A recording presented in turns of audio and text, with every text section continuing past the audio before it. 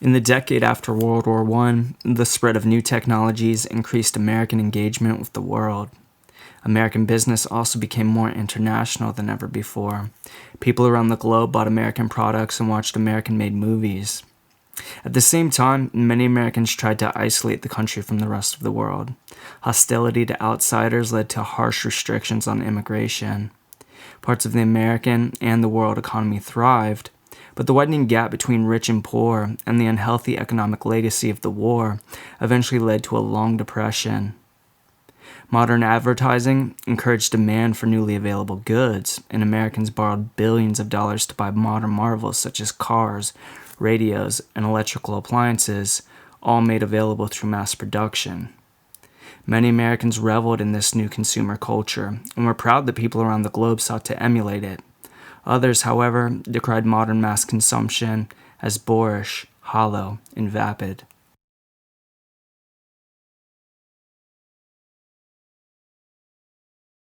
Radio developed into one of the most popular modes of communications in the 1920s. By the end of World War I, the technology and corporate structure were in place for a revolution in communication that would allow listeners easy access to information and entertainment created halfway around the globe. Early radios were sold as kits, assembled at home and often modified and improved by builders. These radios quickly captured the imagination of inventive Americans eager to tinker with the shoebox-sized contraptions. Commercial radio broadcasting started on the night of November 2nd, 1920. A small audience of wireless enthusiasts in the Northeast tuned in to hear East Pittsburgh's news station, KDKA, broadcast the Warren Harding-James Cox presidential election returns. 2 years later, there were 500 radio stations around the country, with radios in 3 million American homes and President Harding's office.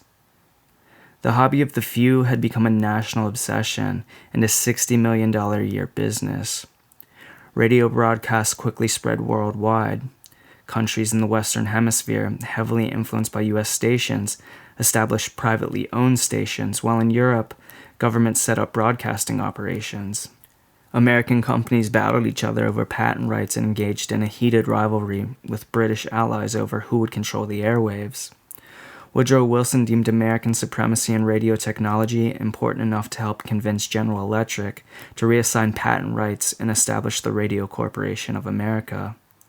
The rapidly evolving technology spawned a powerful communications industry, and RCA emerged as the dominant company.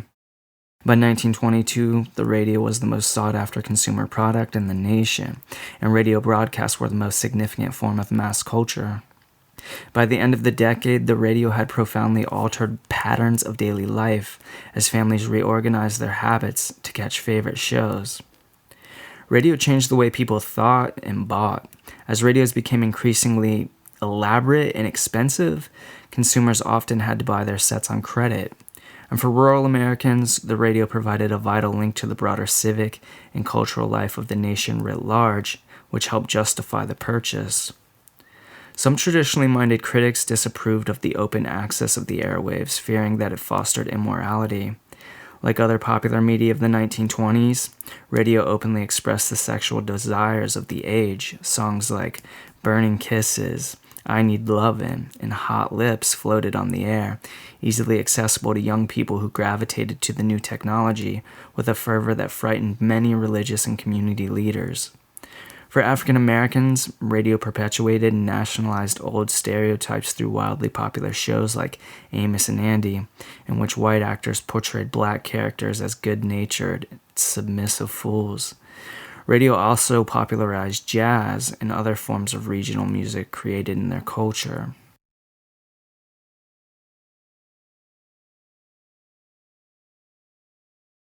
Along with the radio, the growth of the automobile industry had a profound effect on American society in the 1920s.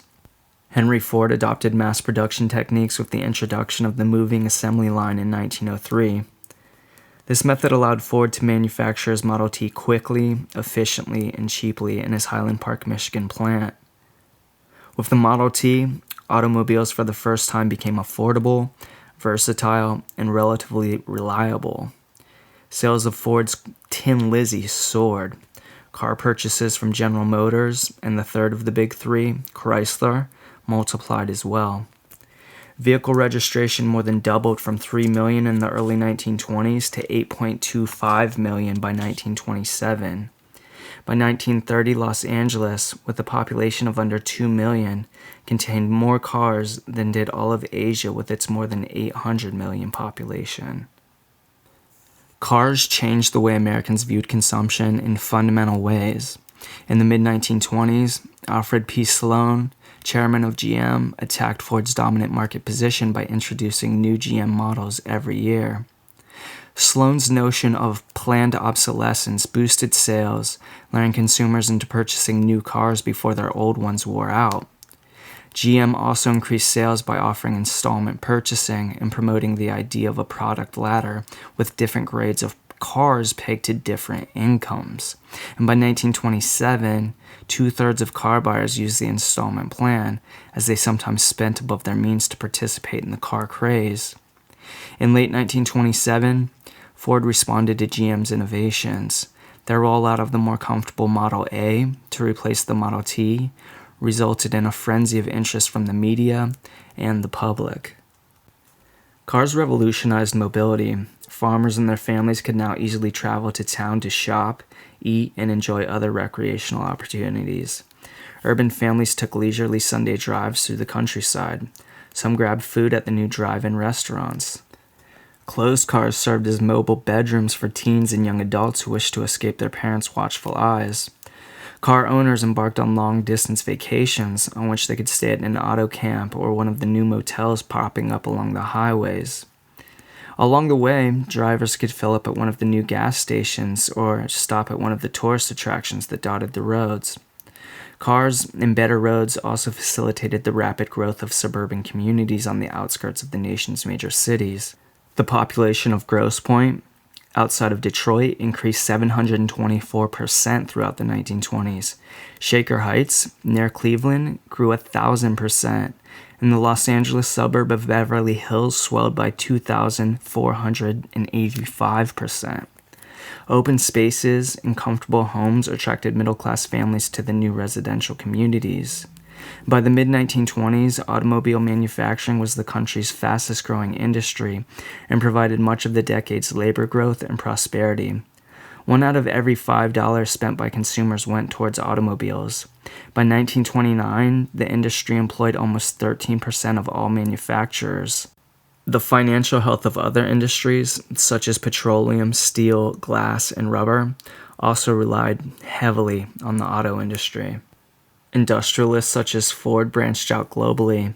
In an ultimately futile effort to find a cheap and stable source of natural rubber for tires, Ford carved out a vast plantation called Fordlandia in the Amazon rainforest in Brazil. Tire manufacturer Harvey Firestone built more successful rubber plants in Liberia. Automakers also sold their products abroad, modifying their cars for foreign tastes, establishing subsidiaries, and building plants outside the U.S. By 1928, American multinational firms in France and Germany outpaced production of domestic auto industries in both countries. By the mid-1930s, Ford and GM had manufacturing operations in nearly every major market worldwide. U.S. production plants popped up in Australia, Japan, and even in the communist Soviet Union.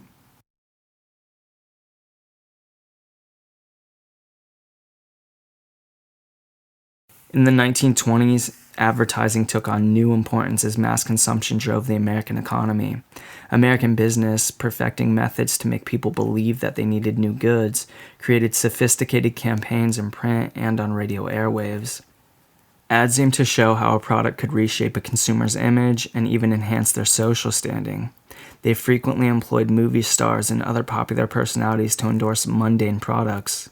By gargling the same brand of mouthwash as movie idol Rudolph Valentino, consumers were promised a new status and even happiness as the result of a simple purchase. Cigarette makers encouraged women to, quote, reach for a Lucky instead of a Sweet. Ads also heightened demand for amazing new home appliances such as electric washers, stoves, refrigerators, and vacuum cleaners. Ad men of the 1920s perfected new methods that drew on insights from psychology and anthropology to shift Americans away from traditional values of thrift toward borrowing and spending on non-essential personal items. Edward Bernays, a nephew of the newly popular psychoanalyst Sigmund Freud, pushed for explicitly sexual appeals in ads. Ads in magazines and newspapers, on roadside billboards, and on the radio raised awareness of personal health, hygiene, and appearance. Dramatic ads, warning Americans of the shame of bad breath and the dangers of bad manners, generated remarkable sales for products as different as mouthwash and Elbert Hubbard's Scrapbook, a guide to self-improvement. By 1927, American corporations spent more than $1.5 billion per year on advertising.